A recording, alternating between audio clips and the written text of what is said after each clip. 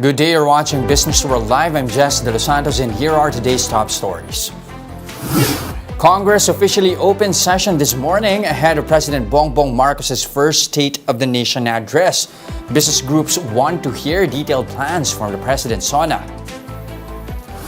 Davao-based tycoon Dennis Uy confirms that Udena has received a default notice from a consortium of banks, but he insists that his company is not default. The LRT Line 2 could soon get a makeover as the Transportation Department is set to bid out a 10 billion peso project for the maintenance and expansion of the rail line. And unbanked Filipinos can now open a land bank account with just 1 peso.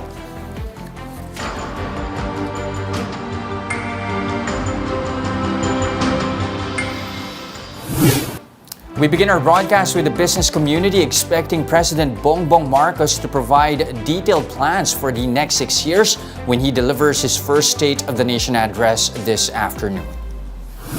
Business groups want the president to lay down a clear roadmap as the economy faces soaring inflation, ballooning government debt, and a bleak global outlook. Executive Secretary Vic Rodriguez has earlier said that President Marcos will convene the Legislative Executive Development Advisory Council or LEDAC at a later date after the SONA. Both chambers of the 19th Congress will officially open session today, where lawmakers are expected to choose the next House Speaker and Senate President. Again, in just a few hours, President Ferdinand Marcos Jr. is about to face the country yet again, this time to deliver his first State of the Nation address. The business community for sure will be all ears, including our guest this morning, Dan La Chica, President of the Semiconductor and Electronics Industries in the Philippines, or SAPI. Sir Dan, good morning. Good morning, Jess. Good morning, dear viewers. All right, what are you expecting to hear from the President later this afternoon? Well, from the business groups and the Joint Foreign Chamber, we've actually published a wish list, if you will. There's like over 20 items, but prominent among those would be items like open access for data transmission, freedom of information, liberalization of foreign equity, and regulating the holidays, and even more importantly, the establishment of regulatory agencies for shipping, maritime, and the airports. And all of these kind of lend towards the concerns specifically of the electronics industry in terms of our high operating costs. For instance, for labor, there's a lot of holidays basically render the cost of labor higher than our ASEAN neighbors. And of course, we know about the high logistics cost. That's why we're appealing to have like regulatory agencies for that. And the power cost. We're not very competitive, 40% higher compared to our ASEAN neighbors. And I think part of what we'd like to see also is a reasonable Philippine energy development plan that not reduces the operating cost, but also switch over to renewable energy. And of course, the other big concern would be in terms of the incentives rationalization of CREATE. I've mentioned in our previous interview that we have observed about $3.2 billion of capital flight, and we're hoping the situation doesn't get worse. And of course, a big reason for that would be the concerns about incentives, which, as you know, is much more generous when compared to our, we're at a disadvantage compared to our ASEAN neighbors. They have more generous incentives. And the other part of that is perhaps the consideration of a hybrid or flexible work schedule. I guess we know it as work from home, but globally the practice really is for hybrid and flexible work schedules. And last but not least, the promotion of the ease of doing business, more teeth into it, and especially in reducing corruption and reducing the processes and the data automation among the government agencies. So those would be the big ticket items that we'd like to hear the President address. All right, quite a number of items there, 24 to be exact, priority legislations that the business community is pushing for. Let's zero in on some of those, particularly here on the review of Create. How hopeful are you, though, that this time around you have lawmakers and even the cabinet are really going to take a second look at the incentives rationalization, considering that majority, at least on the economic team, are also holdovers from past administrations? Well, we're still looking forward to that because I believe that the economic team it's much more proactive and objective, and I think what we need to do is look at the data, look at the facts in front of us. While we can say that FDIs for the Philippines in 2021 was 50% higher compared to 2020, the reality is we're laggards compared to our ASEAN neighbors. So we need to look at the facts. We need to understand why and implement the appropriate corrective actions. I mean, unfortunately, Senate and DOF and MEDA didn't listen to us. And when we say that even with the 10-year transition period, it's not good enough because especially for our industry, where we rely on new products and technologies, not much is coming to the Philippines today. And if we keep on running this, what we call legacy products, which will be obsoleted, because the new ones are really going to our ASEAN neighbors like Vietnam and Thailand and Malaysia, then our electronics industry will basically die a slow death, right? Not immediately, but over time, it's not going to be. I mean, we reached a $45.9 billion level last year at about 400,000 direct employees and 2.6 indirect. We're not going to see that sustained over the years if we don't take a serious look at the incentives. Now, earlier also you mentioned how in the past interviews you've discussed this capital flight, if I'm not correct, around $3.2 billion. Is that correct, Sir Dan? Correct. Okay. So do we have any updates on those? I mean, are there other potential investments that we are losing out on? Well, as I've mentioned also in the past, in addition to the 3.2 billion, there's another 400 million at risk.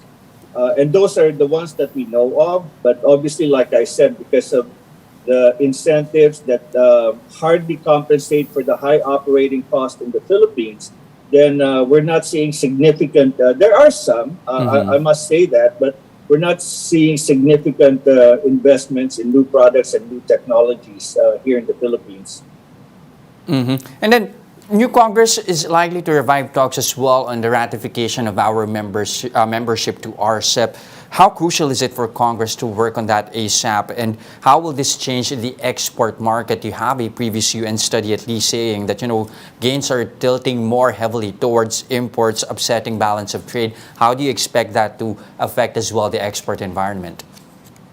Well, RCEP is favorable to us because what happens is, as you know, we have countries that compete with the supply of electronics products, right? And if we are not part of RCEP, then basically, at least compared to those countries who are participating in RCEP, then inherently our exports with the tariff and everything will be more expensive than those countries that have signed up for RCEP. But even if we at least again or ratify our membership in RCEP, do we actually have within our arsenal to compete with the giants here, the likes of China? I think we do. I think the biggest asset we have in the Philippines would be the productivity of our labor, right? And if you can just rationalize holidays and, address that anyway, then we will continue to be advantageous, competitive with labor. But the thing is, power and logistics are still big handicaps. And so we're hoping that the operating cost can be significantly reduced. And that's really the premise for requesting for a review of the incentives because, at least we have something to offset the high operating cost to give the multinationals the rationale and the reason to locate in the Philippines. Now, how are you working around those challenges like what you mentioned earlier, especially for the semiconductor space? How are you working around challenges in supply and logistics and even shipping as well? Well, as you know, during the pandemic, we had a very difficult time stabilizing the supply chain. The reality is with high logistics cost, with the interruption of the supply chain, we really had to pay a premium to Mm-hmm. get the materials in and shipped out, of course, as far as exports are concerned. But, and of course, the challenge really is how to offset that with productivity improvements and automation improvements to try to reduce the cost of operations. But you can only do so much. So at the end of the day, we have to confront the issues with the high operating costs and the incentives that are threatening our industry. Mm-hmm. At the same time, how is the weakness of the peso a concern here for the export industry, especially, I guess, for an industry that is pretty much dependent as well on imported inputs? Well, ironically, the well, before the all hell broke loose, so to speak. Excuse my French. We would see like a 1% increase in sales for every peso devaluation. Mm-hmm. Uh, and but with the devaluation of the peso, that and I'm sorry, but the increase in fuel prices, increase in logistics, and all that, that's been eroded. I stand corrected, by the way. We would see about a 1.3% Mm-hmm. increase for every peso devaluation, but now it's down to about 1%. Still significant, but obviously the high operating cost on a peso perspective is affecting the export sales. All right, and then of course, lots of these issues plaguing the first month of the president since he took office. What can you say? What's your assessment so far in the first month of President Ferdinand Marcos Jr.? Well, I think it's too early to say because there are a lot of challenges that are facing the president. So, what we can say though is the industry and well, the other industries for that matter are behind the president, supporting his initiatives, and that we will work together with government to try to resolve the issues confronting us in the global market. But we do hope and we look forward to that we have a listening ear, Mm-hmm. and the president act on the appeal and the recommendations of the private sector and the joint foreign chamber for that matter. All right, let's see though if we are going to get those assurances from the president later this afternoon. Thank you very much for your time this morning, CP President Lan La Chica. Now, let's pause for a quick break, but coming right up after that. It's all systems go at the Batasang Pambansa for President Bongbong Marcos' first State of the Nation address. More of that and other stories when Business World Live returns. Stay with us.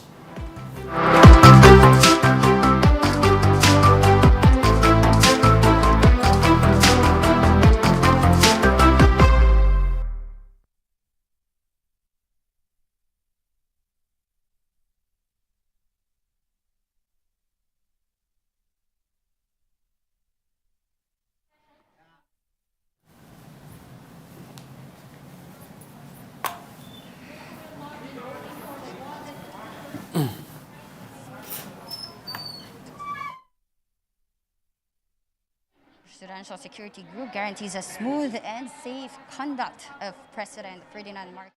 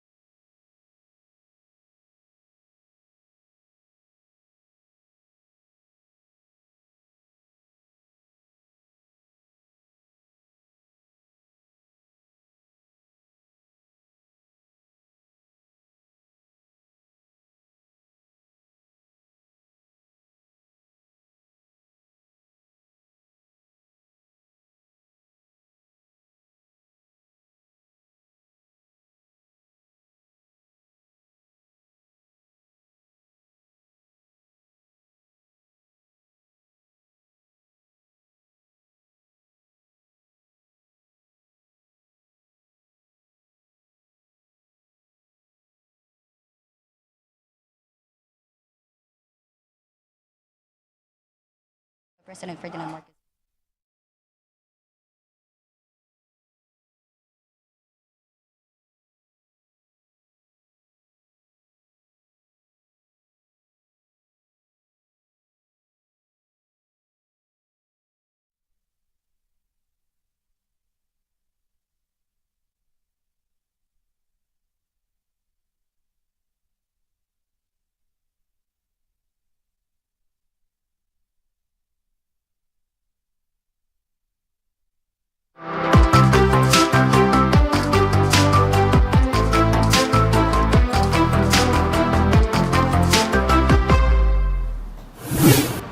And you're still watching Business World Live here on One News. I'm Jess De Los Santos.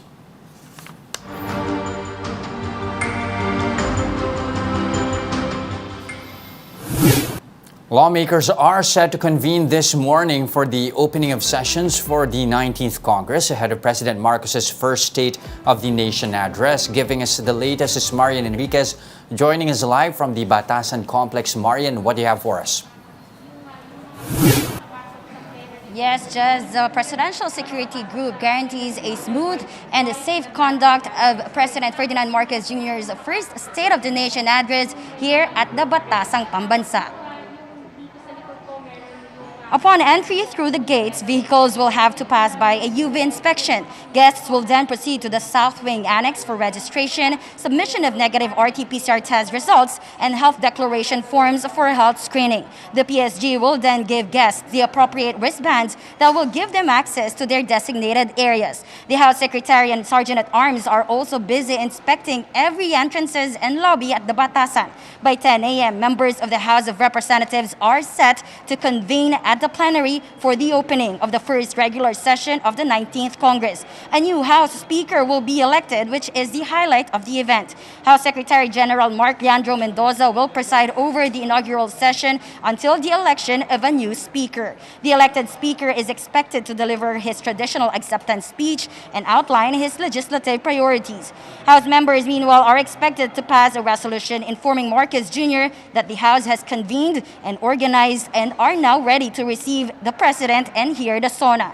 Leyte 1st District Representative Martin Romualdez is expected to be the next House Speaker, as major political parties and lawmakers have already expressed support for him. Romualdez earlier said that the top priority of the 19th Congress is the passage of the 2023 General Appropriations Bill or the national budget. The executive has the prerogative to submit the National Expenditure Program or the national budget within 30 days from the delivery of the SONA. Romualdez also added that they will take their cue from PBBM's SONA regarding the legislative agenda.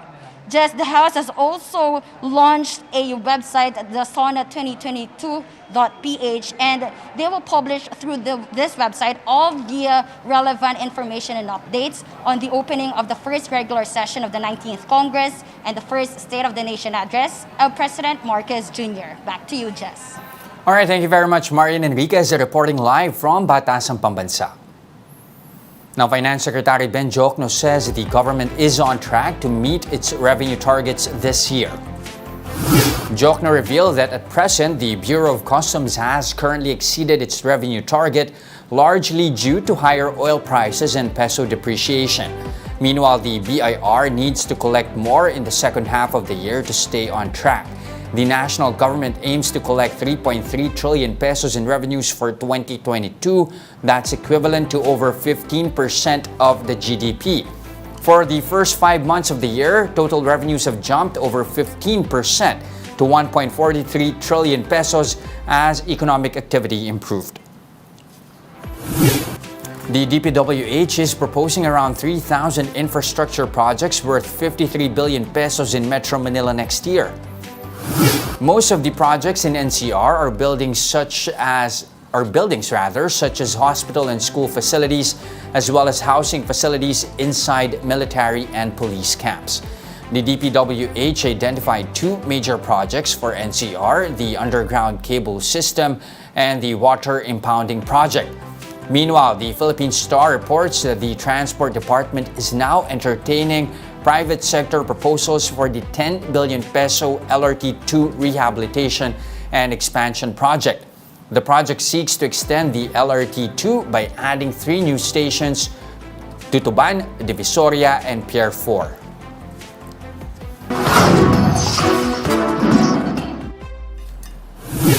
Now, Dennis Uy's Udana Corporation is disputing the notice of declaration of default it received from a consortium of banks led by BDO against Clark Global City Corporation. In a statement, Udana clarified that under these circumstances, there has been, quote, no event of default or no irremediable event of default under the master lease agreement between Clark International Airport and Global Gateway Development, or GGDC. Udena's GGDC holds leasehold rights to the 177-hectare land within the Clark Civil Aviation Complex and the Clark Freeport Zone in Pampanga. Chelsea Logistics is also confident that its parent company will be able to fix the debt issues hounding the Clark Global City project. But for Senator Win Gatchalian, the foreclosure notice of banks to Udena is, quote, an alarming development. Gatchalian explained that Udena, through its subsidiary, has a 45% stake in the Malampaya gas field. As such, he is calling on the Energy Department to immediately review its financial capacity to continue its obligations for the lone significant source of gas supply in the country. Uy had been selling key assets prior to the end of the term of former President Rodrigo Duterte. This includes the sale of a controlling stake in the Malampaya deep-to-water gas project to Enrique Razon's Prime Infra Holdings. Now, how far can your 1 peso go these days? Well, for underserved Filipinos, a single peso can already allow them to open a bank account. That's through the Perang Inimpok Savings or Piso option recently launched by state-run Land Bank, which allows an initial deposit of only 1 peso for unbanked Filipinos. The latest product allows a maximum account balance of 50,000 pesos. Depositors are only required to submit one valid ID, and they must not have an existing Land Bank deposit account.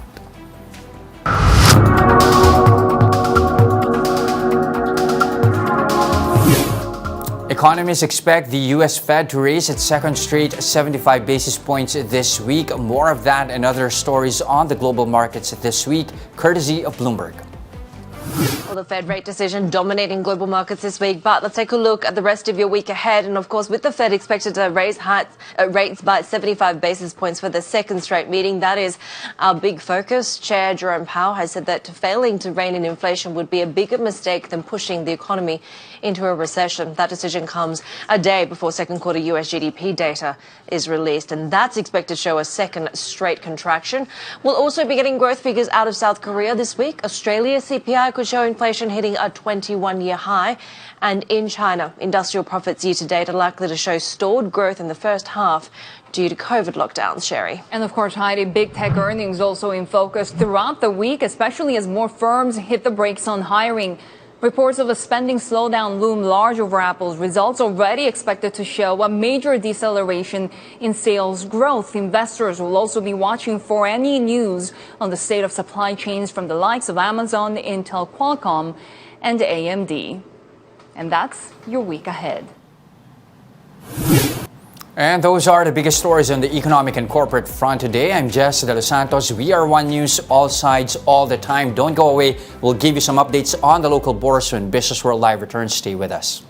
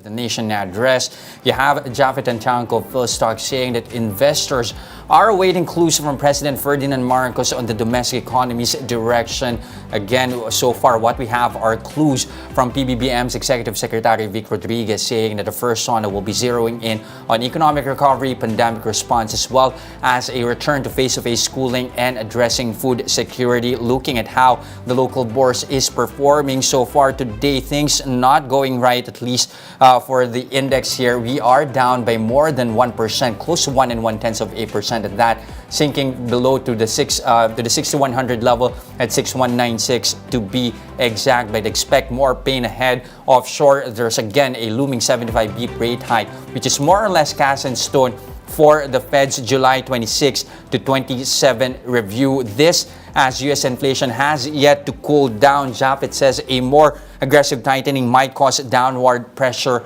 on the market. Looking at our leaders and laggards here for today, let me just refresh this very quickly. You'd see here just two stocks here which are in the green here. Security Bank, in fact, already somehow lessening its gains from what it had in the open, down are still up though by 0.5%. San Miguel also in the green, up 0.1%, but it's really the losers here. You have AC Energy, the worst player so far this morning, down 3.5%. BDO likewise, we'll get to that more later, but really it's going to be Dennis Uy stocks that's going to be on focus today. His holding firm Udena has said that they already contested a default notice from a consortium of banks led by BDO, basically denying that there has been any default notice from a consortium of banks led by DPO, saying that, they are basically denying that there has been any default in connection to a land development of its affiliate Clark Global City. Let's check in on how some of the Dennis Uy stocks are performing this morning. You have represented by the upper chart here, Dito in the purple line here, down by as much as 7.4%. Earlier in the day, it started off sinking 8%. Also, you have here in the second chart, you have PH Resorts also down by as much as 6.3%. There's also Dito, we also have Chelsea Logistics, which also started the day in the red, as well as Phoenix Petroleum, down by as much as 5.9%.